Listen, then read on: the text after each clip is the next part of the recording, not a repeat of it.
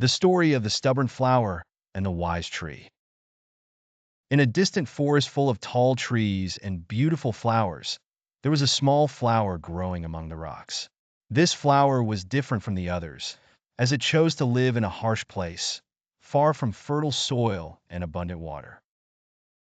One day, a wise tree that had lived for hundreds of years approached the flower and said, "My little flower, why have you chosen to live here among the rocks, where the sun is scorching and the water is scarce?"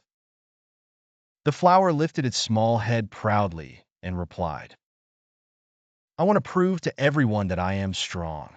I can live in the toughest conditions without anyone's help."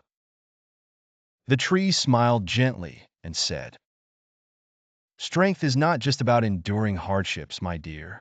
It's also about knowing when you need help. Your roots can't absorb enough water here, and your leaves are starting to wither." But the flower didn't listen to the wise tree's advice and insisted on staying. Days passed, the sun grew hotter, and the flower's leaves began to dry up bit by bit. The flower started to feel weak and began to think about the tree's words. Finally, after a windy night, the flower decided to ask for help. She said to the wise tree, "I was wrong. I need help now. Can you help me move to a better place?" The tree was happy to hear the flower's request and said, "Of course, it's not a weakness to ask for help when you need it. I will ask the wind to carry your seeds to fertile soil, and I will guide you to become stronger."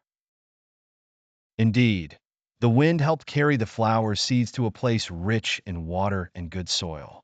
Over time, the flower grew and became the most beautiful flower in the forest, but she never forgot the wise tree's lessons. From that day on, the flower learned that wisdom in life is not just about strength, but also about humility and listening to the advice of others.